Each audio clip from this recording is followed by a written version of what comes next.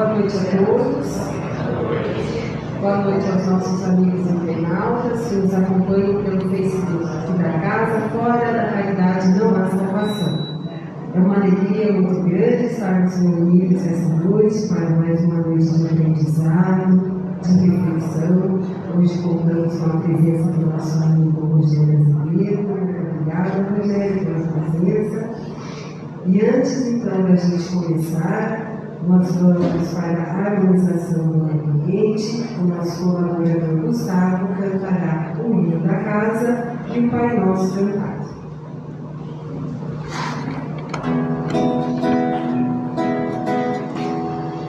Graças a Deus que essa doutrina que nesta casa se ensina, a alma nos esclareça, a alma nos esclareça, que essa luz tão pequenina cresça por graça divina, até que enfim resplandeça, até que enfim resplandeça. A alma é como um diamante, sendo colorido é brilhante. Em bruto luz não brilha, em bruto luz não brilha, não se distingue da terra, não descobre a luz que encerra, não mostra de quem é filha, não mostra de quem és filha.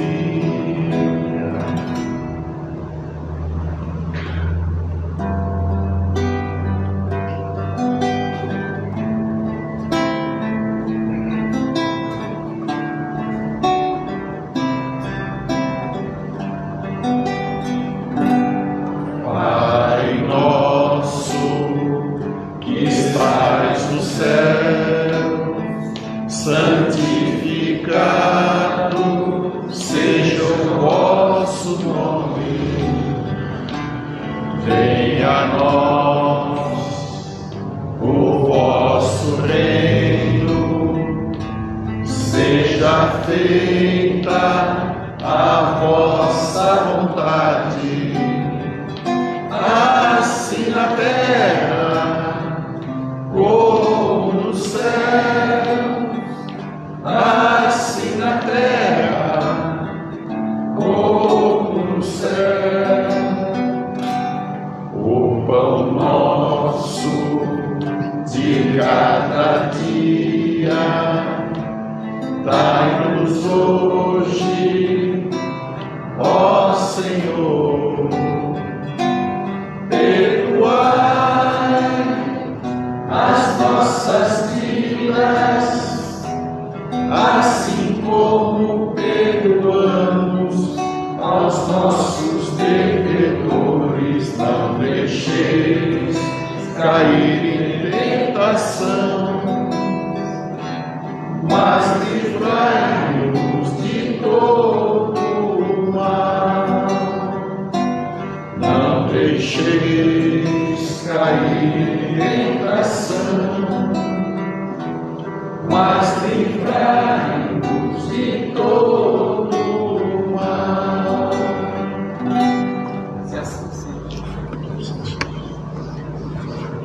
E conosco agora, então, o Rogério com o tema Amor como Terapia.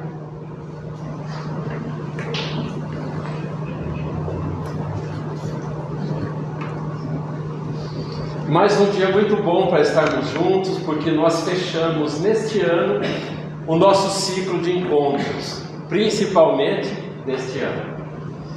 E é sempre muito bom nós finalizarmos esse nosso ciclo conversando sobre um assunto que que possa ser muito útil para a nossa caminhada espiritual. Todos que caminhamos na vida com as nossas experiências, muitas das vezes encontramos na dificuldade um impulso para que a gente venha a uma casa como essa. Porque todos que passamos por as experiências dolorosas, nos perguntamos intimamente: o porquê comigo? Por que a dificuldade tem que ser tão doída? E essas perguntas, que nos são de certa forma existenciais, nos trazem a tentar compreender o que é o mais importante para todos nós. Uma pergunta que deve nos acompanhar não somente durante uma noite como essa de reflexões, mas sim na vida, porque à medida que caminhamos e aprendemos um pouco sobre nós mesmos, nós passamos a aprender e compreender qual o caminho nós devemos traçar para encontrar algo maior.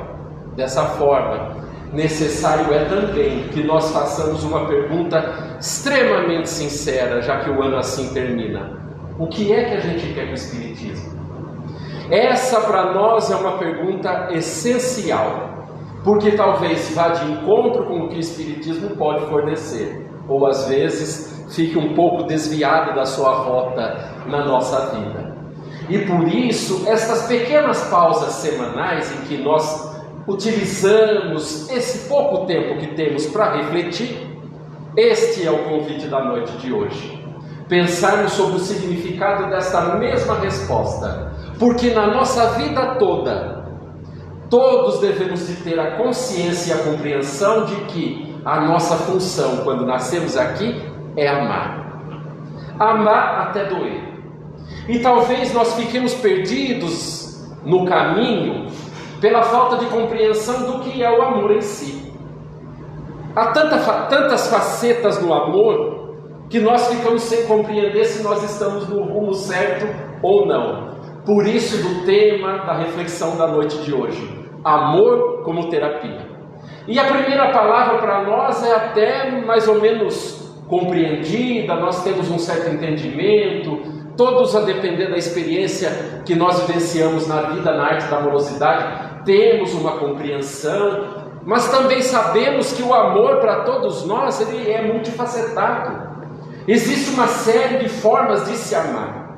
E nós passaremos a tentar compreender, nesses minutos breves que estaremos aqui, se o nosso entendimento é algo condizente com a sua acepção correta, ou se nós ainda, de certa forma, encontramos na palavra amor apenas a compreensão de que é o nosso fruimento do prazer na vida que temos.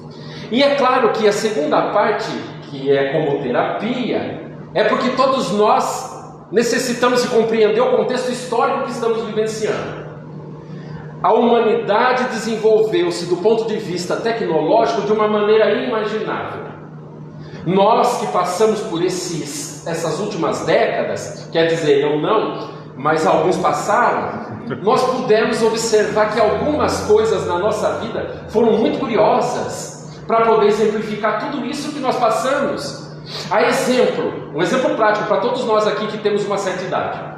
Eu sou do tempo, eu imagino que muita gente aí também, que existia um aparelho em casa chamado telefone. Hoje eu não sei se tem mais. Hoje passou a ser celular. Quer dizer, celular é para os tiozões, né?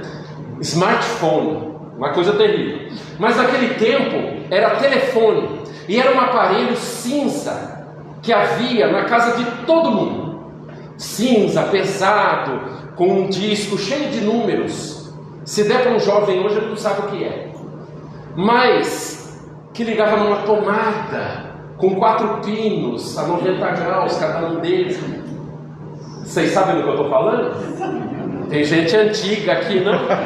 Meu pai, eu achando que eu sou o novinho da sala. Mas então, nós observamos como evoluiu a coisa, né? Daquele tempo em que telefone era uma coisa que se investia, que tinha até no imposto de renda. Quem tinha 2 linhas telefônicas era milionário, uma coisa terrível. E hoje querem dar telefone para a gente, quer dizer, celular, quer dizer, smartphone.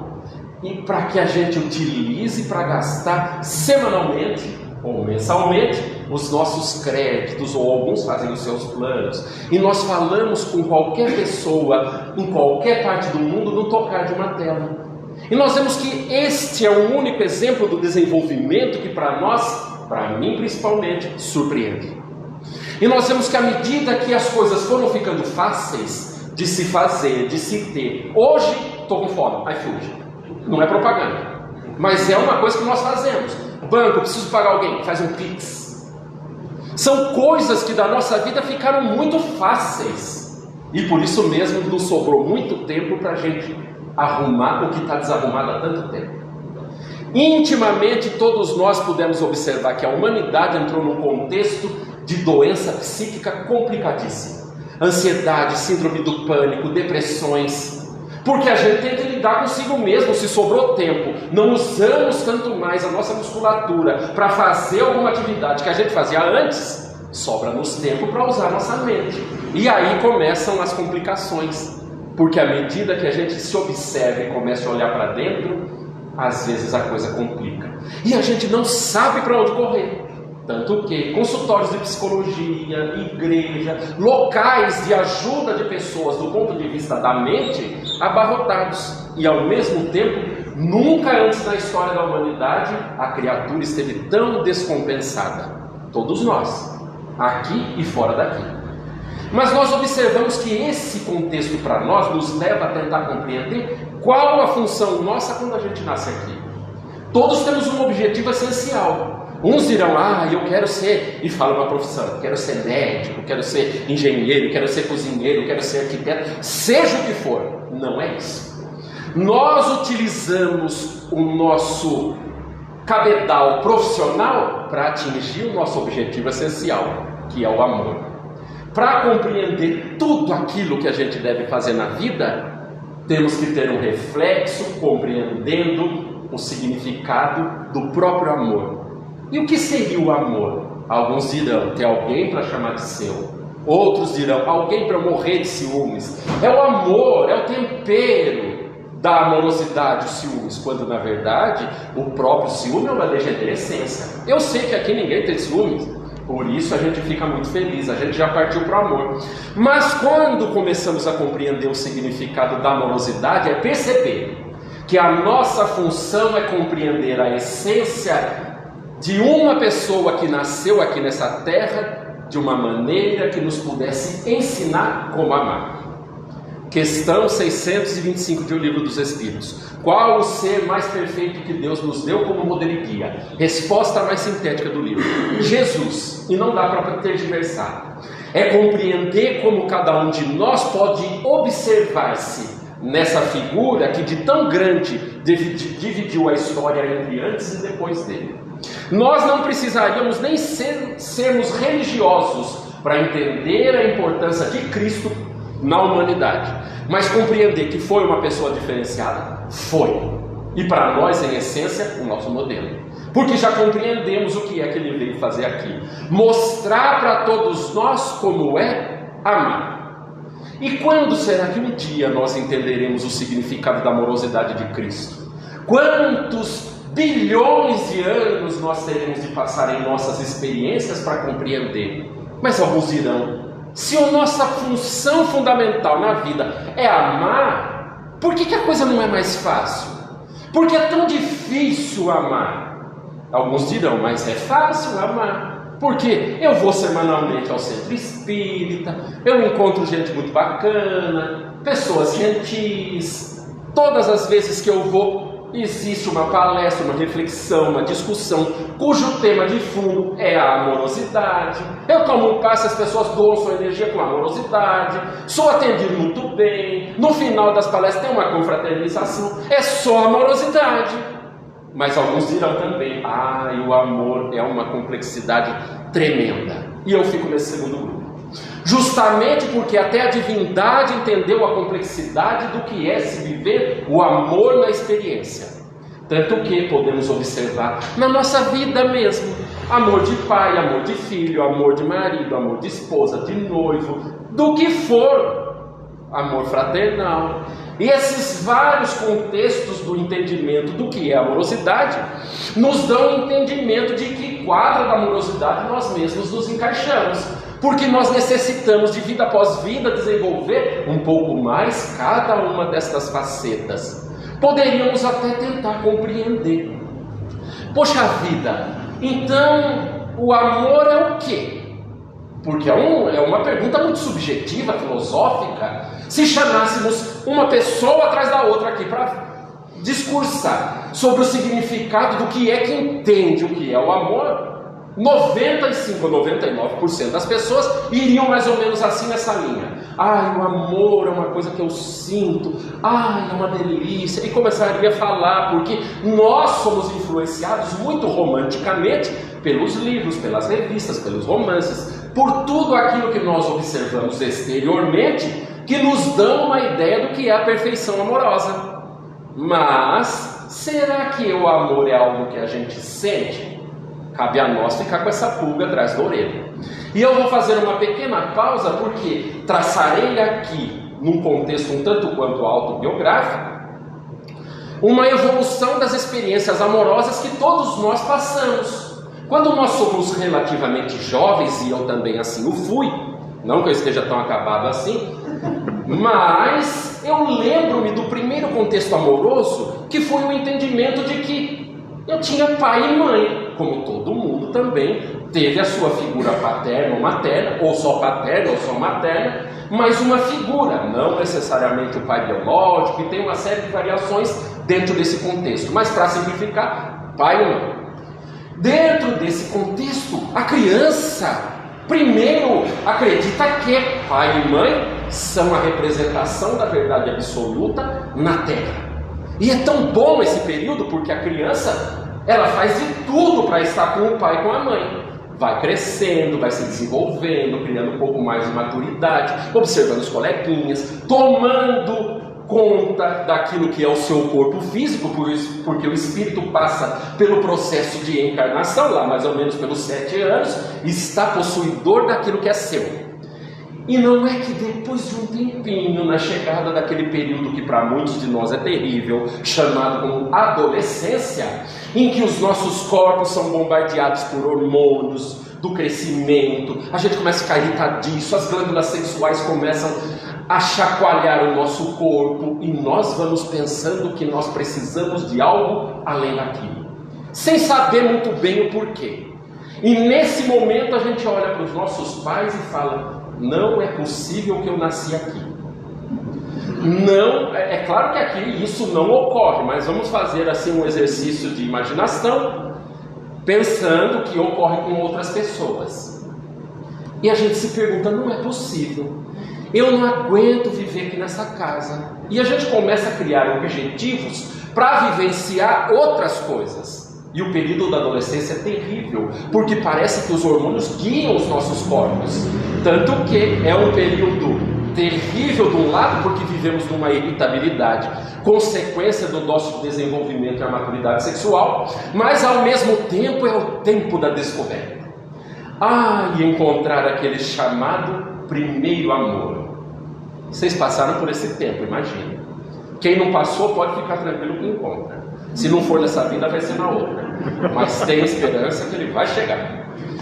Primeiro amor, como o negócio é bom. Eu passei por isso e eu era muito jovenzinho. Mas jovenzinho assim, naquela certa inocência, porque naquele tempo era diferente do tempo de hoje. Não tinha essas todas as informações, essa sexualidade. Era uma coisa assim mais de amizade. Mas era o primeiro amor que a gente falava assim: gente, eu preciso chegar ali. E tinha essa pessoa que morava na rua da casa dos meus pais. Eu morava com eles porque era muito jovem, como naturalmente é. E essa pessoa tinha um irmão. Gente, eu era muito estratégico. Eu tenho que pegar amizade com esse rapaz. Podia ser o moleque mais chato da rua. Ia ser meu melhor amigo daqui pra frente. Emprestava bicicleta, emprestava videogame, fazia de tudo. Queria ser a pessoa mais legal com essa pessoa. E, obviamente, que quando a gente é muito predisposto na arte da amorosidade, porque, percebamos, é a primeira experiência também na arte da amorosidade fraternal. muito legal, muito boa, mas eu queria algo mais. E intimamente isso me impulsionava a vivenciar essas experiências. E vai para cá, vai para lá, passa-se 1 ano e meio nessa lenga-lenga. Eu virei o melhor amigo desse rapaz. E ele falou para mim um dia: vá lá em casa amanhã. Depois de 1 ano. Eu falei: gente, é amanhã. Eu quase nem dormi no dia seguinte. Eu fiquei pensando, eu falei: amanhã, é amanhã, é amanhã que vai ser o meu encontro com aquele meu objetivo. E eu fiquei naquela ansiedade, aquela coisa. E chegou o dia seguinte, fui na casa, a casa pequena, não tem problema nenhum, é até mais fácil de achar o tesouro que está escondido. Eu procurando e achei o tesouro. E começa uma amizade, vai uma conversa, aquela coisa muito boa. E depois de 1 ano e meio de conversa, ai, a primeira mãozinha. O encontro das mãos. Gente, quase que eu não lavei a mão naquele dia. Uma coisa tão boa, tão gostosa, uma felicidade, uma amizade. E também, na minha cabeça, uma amorosidade. E vai mais 1 ano de muita amizade, o primeiro selinho. Gente, quem viveu isso sabe o que eu estou falando. É uma coisa que pode se passar décadas. É o primeiro amor. E é uma coisa tão legal, porque ao mesmo tempo era tão bobinho, tão inocente, que a gente lembra hoje com uma certa nostalgia. Mas ao mesmo tempo eu faço até comparações, porque parece que aquele tempo para mim se encaixava melhor, a amorosidade e a compreensão. Hoje a coisa é tão estranha mesmo para os jovenzinhos. Começa na intimidade, depois pega na mão, depois dá um beijinho e depois não sabe quem é, vai embora. E nós ficamos a compreender quão fora do eixo nós ficamos. Mas essa arte da amorosidade que se inicia na nossa vida, por essas relações que vêm por meio das outras pessoas, nos fazem pensar que a gente tem que ir para frente vivenciando experiências distintas. Porque se Jesus é o nosso modelo e guia, necessário é nós compreendermos esse nosso amor, que cabe-nos muito mais na parte erótica do termo, que um dia será convertido, porque passamos por todas as etapas, até aquele amor ágape do desprendimento, da compreensão de como as coisas são. Mas a gente encontra o nosso primeiro amor nessas primeiras experiências, e outros irão encontrar, não só na sua vida, aquele chamado primeiro, segundo, terceiro amor, quarto amor, e vivemos de amor em amor na busca de alguém que nos vá de encontro naquilo que nós queremos. Mas era tão bacana naquela época, porque entre esse encontro segundo e o primeiro inocente, muita coisa rolou. Na amorosidade em si também. Eu pensava que até esses relacionamentos relacionados à amorosidade paterna e materna, sempre para nós, nos marcam o nosso íntimo. Quem de nós um dia não teve aquele pai assim rígido, complicado, que ele falava, porque também não teve a sua amorosidade, e falava para nós assim: olha, pode sair, mas volte aqui para casa às 20 horas. Primeiro que a gente falava, um problema está resolvido, vou sair, para encontrar geralmente o primeiro amor. Só que o tempo com pessoas que a gente gosta é que nem aqui. Começa a falar esse relógio, daqui a pouco é 10h30 da noite. E a gente não percebe. Quando a gente está com gente que a gente gosta, que a gente quer estar junto, o relógio corre. E naquela época nem relógio existia tanto, tinha que perguntar para quem estava passando na rua, e passava alguém, a gente perguntava e falava 8h15, meu Deus, eu tenho que ir embora. E aí a gente chegava esbaforido, chegava em casa, e o pai estava lá esperando com o psicólogo na mão. Tem muita gente que passou aí por psicoterapia, né? Por isso que fica tudo bonzinho, pessoal legal. Tinha uns que até, dizem que no interior, né? Existe até um psicólogo que é muito eficiente, conhecido como varinha de marmelo. Quem é jovem aí não vai saber, mas é um ramo de um vegetal, de uma árvore. Bate primeiro sim, que o barulho daquele negócio é pior do que broca de dentista. Antes de chegar na pele, você já sabe que vai vir um negócio terrível. Quando chega, ele começa a enrolar. A hora que termina de enrolar, ele acerta o perispírito, com certeza. Porque a dor que aquele negócio dá corrige qualquer defeito na vida de alguém. Eu não estou fazendo apologia à violência, claro, né? Mas eu passei por essa psicoterapia e para mim foi ótima. Curou muita coisa. E aí nós pensamos que esse tipo de relacionamento, como ocorre, né? E um dia a gente desemboca nos chamados relacionamentos. E os relacionamentos também acabam sendo consequências daquilo que nós passamos a ser alimentados na nossa primeira infância. Principalmente, muitos de nós carregam a sua carência e a sua criança ferida que veio de lá de trás. Com esse contexto, chega no seu primeiro amor que você fala: é contigo que eu vou seguir daqui para frente. De repente a gente até batiza a pessoa, chama de mozão, de benê, de amor, cada um tem o seu nome preferido, mas é uma pessoa que a gente entra no contexto para poder seguir. E nos perguntamos: será que o amor é alguma coisa que a gente sente? Porque lembrem-se do dia, exatamente, vamos fazer esse exercício. Lembre dessa pessoa que você encontrou. E lembre-se exatamente do dia em que você falou: eu aceito. Só o dia, por favor, pare aí. O contexto do sentimento nesse dia. Se for para muito longe, o negócio fica estranho. Mas nesse dia, e é engraçado que daqui eu dou uma varrida, 90% está sorrindo. Por mais que daqui a pouco a boca fique invertida, né? Porque nós vamos passar para a próxima fase, fiquem tranquilos. Mas quando a gente está no fora da caridade, essa boca não desinverte, não, né? Fica sempre igual. Como é bom. E nós entendemos nesse contexto que quando a gente fala eu aceito, é um momento culminante. E principalmente quando nós pensamos a começar a falar sobre relacionamentos, geralmente um relacionamento a dois, que vai evoluindo, que vai ficando legal, que acha que é por aí, de repente o casal decide-se por engravidar. Eu gostaria de ter um filho. Eu queria engravidar. E nisso eu tenho até um pequeno comentário que eu vou fazer aqui, um adendo nessa conversa. Na sociedade nós sempre ouvimos que a mulher é o sexo frágil e o homem é o sexo forte. Eu fico mais ou menos na dúvida para saber se isso está correto ou não. Porque eu olho de fora e sempre vejo casais apaixonados que decidem-se por engravidar. E quando engravidam, como é bonito ver a mulher grávida. Eu acho lindo. Por isso eu tiro o chapéu naturalmente para as mulheres. Não somente porque é lindo esse período. Percebam, primeiro, a mulher engravida, uma coisa muda na vida do homem e uma coisa muda na vida da mulher. Primeiro, quando ela se juntou com ele, ela falou: olha, você vai ser o meu maior amor na vida. Nunca eu vou amar ninguém mais do que você. Descobre que está grávida, ele cai para segundo no primeiro minuto. É instantâneo. Estou grávida. Caiu para segundo. E aquele ser que ela nunca viu, ela nem sabe quem é, não sabe a bucha que vai nascer ali para ela. Que muitas das vezes vem cada figura, que a gente, aqui não, né? Aqui só vem anjinho.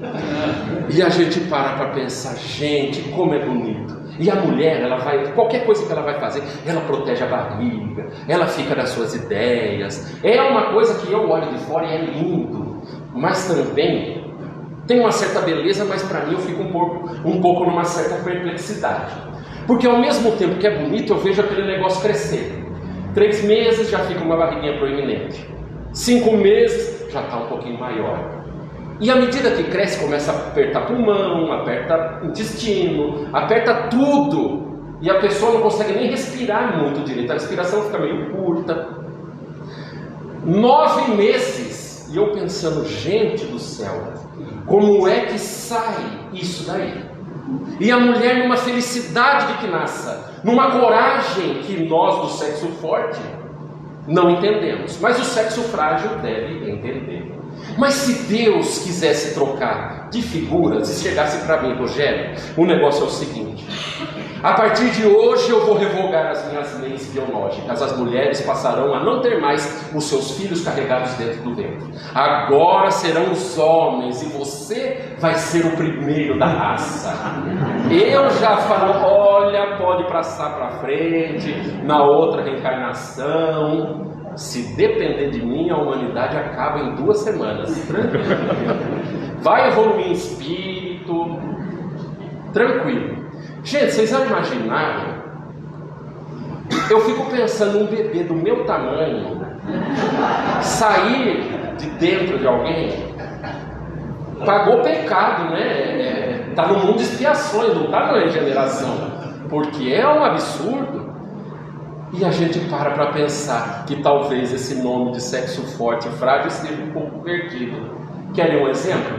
Das que tem marido, companheiro, o parceiro acorda com dor de cabeça. Eu acho que eu não vou trabalhar. Eu preciso de um atestado de 1 semana. E ela com cólica, com dor de cólica de rim, cólica menstrual, tudo com problema. E ele fala, mas só isso? Eu tô aqui morrendo de dor de cabeça, ele precisa cuidar de mim. Sexo forte, né? Tá bom. Mas enfim, parece coisa do Brasil, né? É um negócio que não pegou.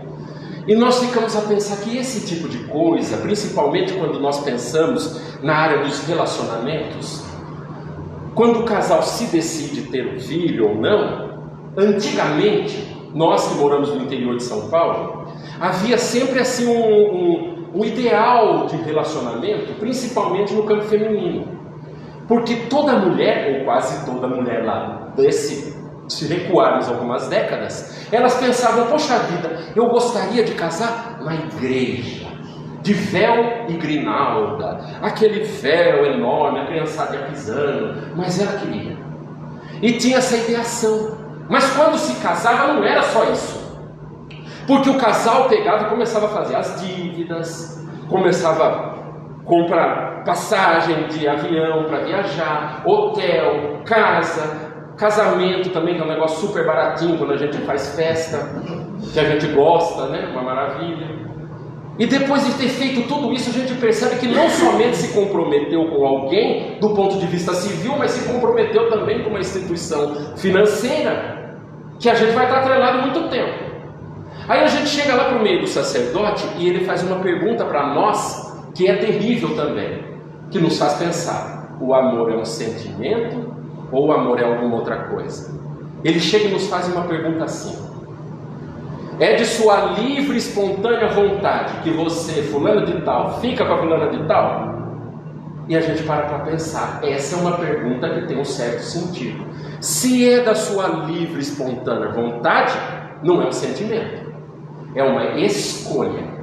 Assim passamos a tentar compreender que a amorosidade para todos nós, quando nós decidimos amar, é uma escolha. O que tem abaixo disso é trabalho, é paciência, é perseverança, é carinho, é investimento, é um monte de coisa que vem depois de uma escolha. Porque senão nós ficamos naquele contexto daquela adrenalina de se conhecer uma pessoa nova, que é a pessoa mais perfeita do mundo, e depois de 6 meses de bate-papo, que a gente já comeu 1 quilo de sal com a pessoa, eu já não aguento mais essa pessoa aqui, eu quero cair fora desse bonde. E nós ficamos nesse contexto, às vezes vivendo esses altos e baixos, porque a nossa vida sempre é assim. Conhecer alguém é a pessoa perfeita. Se a casca agrada começou a conversar, passou nos crivos que a gente coloca intimamente no nosso psiquismo, tem que ser uma pessoa assim, tem que ser trabalhador, tem que ser tal coisa. Cada um de nós tem uma escolha. Se passou, é perfeito, em alma gêmea. E às vezes a divindade coloca cada alma gêmea no nosso caminho, que a gente abraça como se fosse alma gêmea. Depois de um tempo já vira uma algema. E para sair é muita psicoterapia. Mas é a nossa vida. E nós entendemos que essa coisa é muito natural. E eu elogio muito as mulheres porque elas têm uma complexidade de pensamento maior do que nós homens. Nós somos muito monotemáticos, é muito primitivo, é muito aquela coisa. E a mulher pensa em trocentos assuntos que para nós, às vezes a gente até se perde, coitadinho de nós. Mas eu não posso deixar também de nos elogiar, porque nós homens que estamos aqui também, coitadinho, nós precisamos assim, de um incentivo para mostrar que nós somos também seres que compreendem como que a gente deve amar na vida. Sempre que nós homens nos juntamos na área do relacionamento para com uma pessoa, sempre ocorre um fenômeno entre homens e mulheres. E geralmente é assim: está no relacionamento e a mulher vem com uma pergunta que para nós é batata. É assim: você me ama? E eu vou fazer essa dinâmica aqui. Se a sua parceira, a sua namorada, a sua noiva, a sua esposa, seja o que for, seu encosto, perguntar para você: você me ama? O que você responde? Vocês estão em dúvida? Não sabe, não está sabendo se ama, se não. Eu não quero colocar ninguém em situação difícil sair daqui, tá? Vamos fazer o seguinte: eu pergunto de novo, vocês mentem, mas com convicção. Se a sua parceira pergunta para você, você é homem, sexo masculino, sexo forte, se ela pergunta para você, você me ama, o que você responde? Nossa, gente, eu não estou ficando convencido. Se a mulher falar que se convenceu, eu não quero criar briga, hein, por favor. Mas tudo bem, responda assim: amo muito. Resolvido. Mas mulher é muito mais inteligente que nós. E elas vão além desse pensamento de aceitar. Porque ela vai perguntar assim: mas quanto você me ama? Já me fizeram essa pergunta e eu fiquei maluco para tentar achar a resposta, porque primeiro que eu não sabia que media. Aí eu pensei: será que esse negócio vai em volume, vai em metro, vai em quilo? Eu tinha que saber o que é que eu vou falar ali, né? E eu vou ensinar, eu vou fazer uma aula aqui. Já que vocês não responderam direito a primeira, por favor, chegue em casa e responde bem a segunda. Essa não vai ser dinâmica, vai ser uma aula grátis. Se ela perguntar assim para você quanto, como mulher é super inteligente, você responde assim: ah, meu bem, eu amo você, a quantidade dos grãos de areia da praia, multiplicado pelas estrelas que eu posso ver nos céus. Deixa a conta para ela fazer. Deixa com ela. Porque já que é inteligente, ela vai ficar encasquetada, querendo saber se é muito, se é pouco. Vai ficar tentando entender. E a gente fala assim: ufa, saí dessa, me livrei. Só que ela vai voltar com a pergunta para nós, porque não tem fim esse negócio. Ela vai perguntar: por que você me ama? E a gente já está na quina, né? Porque já respondeu que ama, já respondeu quanto ama, e agora quer saber por que ama. E a gente, na ânsia de se ver livre da pergunta, fala assim: ah, porque você é bonita. E é terrível, porque ela não interpreta isso como se isso fosse bom. Porque ela vai falar: mas se eu fosse feia, então você não ia gostar. Não dá para estar, não queira ganhar de uma mulher, não queira. Não queira nunca. Porque ela vai achar um jeito de colocar você na quina. Então responda uma coisa para ela. Se ela perguntar: você me ama? E por que você me ama? Você responde assim: eu amo você porque eu escolhi amar você. Porque você merece o meu amor. E eu vou me dedicar todos os dias a essa mesma escolha. Ela vai fazer assim: uau! É esse. É esse. E não tem mais pergunta. Por isso a gente para pensar que o amor na nossa vida é uma escolha. Custa trabalho, custa paciência. A gente tem que ceder muito da nossa parte, porque ninguém é igual, os encaixes não são entendidos da mesma maneira.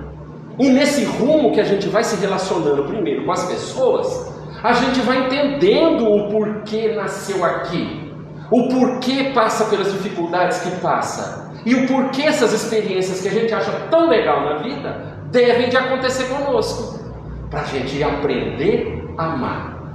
Mas esse é um amor muito raso, é um amor ainda num contexto muito relacional entre nós.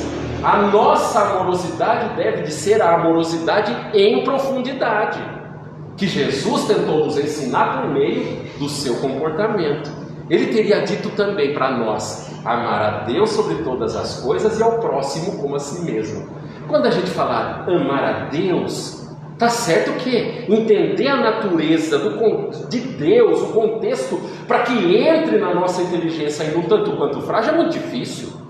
Mas compreender que Ele é o Criador, o motor de tudo, e que nós estamos aqui hoje, porque Ele um dia assim determinou, mesmo que eu não entenda por que tenha sido determinado da maneira que foi, que eu não saiba porque nasci na família complicada que eu nasci, que eu encontre as pessoas difíceis no trabalho, nos relacionamentos, da maneira que eu encontro, mas algum motivo de amorosidade tem. Porque o nosso destino é a perfeição, e a perfeição é saber amar. Todo dia nosso aqui na Terra é para amar. Só que para a gente amar, a gente tem que ter um pré-requisito para saber amar.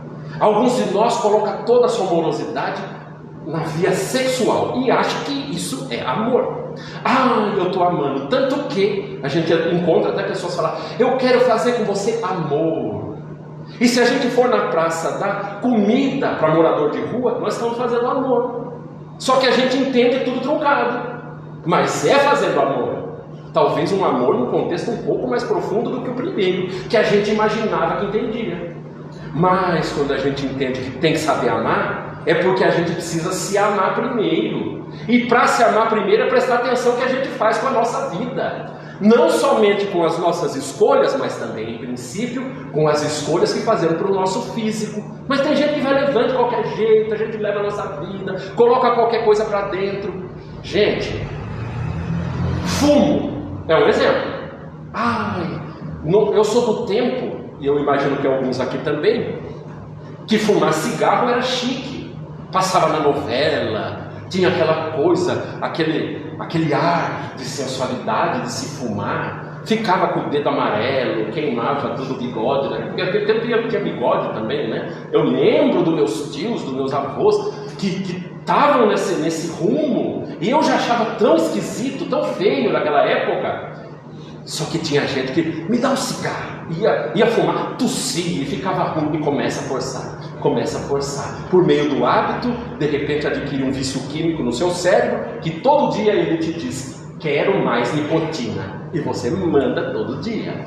Aí um dia lá na frente você percebe a consequência de uma escolha, ou de um mau hábito, ou de uma falta de amor para consigo. Adquirir um câncer de língua, um câncer de pulmão, um câncer em qualquer um dos órgãos pertencentes ao meu sistema respiratório. É uma escolha. Alguns de nós falaram: não, mas tudo bem, o cigarro eu não fumo. Mas e o álcool? Que talvez seja até um tanto quanto mais disseminado no nosso contexto social. Gente, cerveja. Mas nesse calor, uma cervejinha vai muito bem. E a gente lembre também o primeiro dia que você experimentou cerveja. Eu experimentei também. É amarguíssimo, daqueles que não tomaram, confie. Amargo. E a gente vai, e continua até uma hora que fica mais gostoso que água. Não é verdade? Hesitaram, que bom, né? Eu pensei que eu ia escutar alguns, aí é mesmo. Aí a gente fala com boa vontade. E a gente percebe, gente, o nosso paladar ele não foi feito naturalmente para gostar do amargo. Se fosse assim um gostinho de leite condensado, até eu ia gostar daquilo, mas amargo não. E a gente percebe que colocando dentro do nosso corpo, do nosso sistema circulatório, o álcool, que para nós é um veneno, o nosso fígado vai tentar expurgar isso, o nosso sistema nervoso central, por meio dos nossos nervos, ficará meio atrapalhadinho, e quanta barbaridade a gente não faz sobre esse efeito. Mas a gente para pensar o que é que a gente faz conosco, porque nós estamos falando do ponto de vista de colocar uma substância para dentro. E percebemos que nem cuidar dessa maquinaria que é nossa a gente consegue direito. Mas alguns irão um pouquinho além. Porque a gente deve de pensar que cada um de nós é o que pensa. Se todos nós expressamos os nossos atos por meio da nossa concepção do pensamento inicialmente, então a gente tem que tomar muito cuidado que a gente coloca para dentro. Alguns de nós saem do centro espírita, vai para casa e já liga naquele telejornal que se a gente torcer a TV, cai um balde de sangue na casa nossa. E a gente vai dormir com o prazer de ver aquilo. E a gente não percebe que coloca dentro do nosso psiquismo aquilo condizente com o que nós vibramos. Mas é claro que eu estou falando de contextos do que nós colocamos para dentro. Mas para perceber que se a gente se ama, é necessário se cuidar. Cuidar da nossa maquinaria, cuidar da nossa mente e passar a se amar. Para daí olhar o outro e falar, agora eu consigo amar também o outro. Mas quando nós entramos no contexto de amar outra pessoa, amar gente que a gente gosta é muito bom. A gente vai para o centro espírita, um monte de gente gentil, um monte de gente boa, um monte de gente bacana. A gente adora vir para cá semanalmente. E para voltar para casa, para encarar aquele pessoal que a gente largou lá, ou no nosso trabalho, que é o outro pepino, que a gente fala, eu tenho que ser bom com gente que às vezes para nós não é muito boa. Alguns chegam ao cúmulo de ter inimigo. Vocês têm inimigo? Vocês não estão falando porque não tem ou porque está aí com você? Porque às vezes está, né? Dá uma pontada, a gente fica quieto. Eu estou vendo aqui. Mas não tem inimigo, como é bom, né? Mas perceber que uma pessoa não gosta da gente, por um motivo que for, não gosta, quer o nosso mal, nos prejudica, nos ofende, e a gente tem que estar lá, firme e forte, seguindo os passos de Jesus, oferecendo a outra face. Mas oferecer outra face para alguém que bate, não é oferecer a outra face e falar bata novamente. É oferecer a face do entendimento, da paciência, da compreensão, de que o outro está no patamar de compreensão e consciência da vida distinto do nosso. Que a gente fala, o outro é o outro. Se ele quer escolher assim, escolha. Só que é tão dolorido, né, quanto essa pessoa que a gente fala assim, é o outro e está dentro da nossa família. Que a gente fala, meu Deus do céu, que coisa. Quantos de nós aí a gente rebobina a fita da nossa vida? Vai lá para a infância. E a gente fala, nossa, eu queria ter tido tanto assim os pais mais próximos, que fosse meu amigo, que fosse minha amiga, que tivesse falado para mim, olha, eu te amo, filho, vai dar certo, continue. E às vezes a gente recebeu tanta porrada naquela época, tanta desqualificação, mas você é burro, mas você não consegue, mas você sempre é assim. E a gente carrega essa ferida e não sabe muito bem como lidar com isso lá na frente. Depois a gente encontra alguém para juntar as mãos, e essa pessoa foi igualmente como nós, passou pelas dificuldades da infância do mesmo jeito, com as suas carências, com os seus recalques, com os seus problemas, e a gente começa a repetir um tipo de padrão de comportamento sem saber que na essência todos nós precisamos de amar. E à medida que nós vamos caminhando todas essas facetas da amorosidade, a gente vai vivendo o amor da intimidade, o amor da fraternidade, o amor ágape do sacrifício, através de um filho. Alguns de nós abraçam uma ideia, um ideal, aquele amor que nós poderíamos reconhecer, por exemplo, no Mahatma Gandhi, que deu sua vida por amor na libertação de um povo, sem o disparo de um único tiro. E nós vemos o exemplo de vida que foi esse homem. Não é espírita, é hindu, porque o amor não é uma religião. A religião é apenas um caminho para que a gente entenda como nós precisamos viver a amorosidade.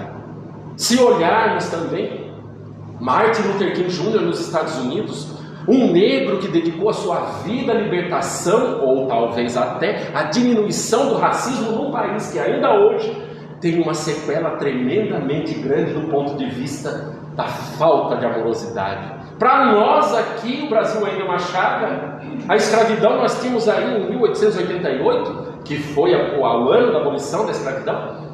E nós pensamos, gente, nossos bisavós viveram um tempo em que ainda aqui havia uma escravidão.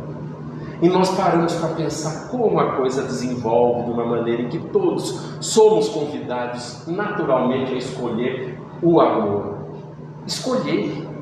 Todo dia é uma escolha. E novamente, quando a gente começa a fazer um bate-papo sobre amor de Cristo, a gente bate o olho no relógio e dá uma ânsia, um desespero que a gente fala, já passou. Em momentos como esse, que de um lado são muito bons porque nos ajudam a construir intimamente um entendimento e uma compreensão do porquê é que a gente veio para cá. Porque todos temos vidas distintas, todos temos problemas diferentes, mas todos temos dores. Dores correspondentes ao tipo de aprendizado que a gente precisa ter. E como é bom quando a gente escolhe aprender pelo amor, porque caso contrário a vida nos enquadra e coloca na dor. Assim, meus amigos, por fim, eu faço votos que todos tenhamos a consciência de entender o que é que a gente veio fazer aqui. Não somente numa noite de sexta-feira abençoada, em que os convites aí fora são muito agradáveis e prazerosos, mas ainda assim, a gente escolhe estar aqui para bater um papo, para colocar mais um tijolinho nesta compreensão íntima que todos temos. Mas, por fim, a gente ainda assim escolhe amar um pouquinho. Que seja uma escolha da noite de hoje, que cada um de nós se fale. Olha, minha vida essa semana foi terrível, mas eu vou chegar em casa e eu vou fazer o que me cabe, amar um pouco. E cada um de nós pense na situação que vive. Se não for hoje, que seja amanhã. E continue. Até o momento em que a gente fala intimamente, eu preciso voltar para o centro para mais uma carga de ânimo. Porque tudo isso que Jesus nos disse e ensinou, está aí pela história, está nos livros, está há 2000 anos já ditos. Para nós, cabe-nos a certeza de vir para cá e sermos estimulados a escolher. Já que o amor é uma escolha, escolhamos viver a amorosidade. Assim, meus amigos, por fim, eu agradeço a Jesus o tempo que nós tivemos aqui para refletir sobre essas coisas que para a nossa vida são muito próximas, mas também possuem uma profundidade tão grande que nos ajuda a compreender o que é que a gente veio fazer aqui. Dessa forma, eu deixo aquele abraço cheio de saudade, rogando a Deus que numa próxima oportunidade nós estejamos aqui novamente para pensar, refletir e talvez até, quando a gente concluir que vale a pena mudar, que tenhamos todos um fim de ano muito bom, que nós nos lembremos do aniversariante no dia 25 de dezembro, que para nós é o nosso modelo de guia conhecido como Jesus. Que tentemos minimamente praticar um pouco daquilo que ele gostaria em sua homenagem, e que tenhamos esse período de descanso para poder repor as nossas energias praticando o amor. Por fim, meus amigos, eu deixo aquele abraço gostoso e até a próxima, se Deus quiser. Muito obrigado.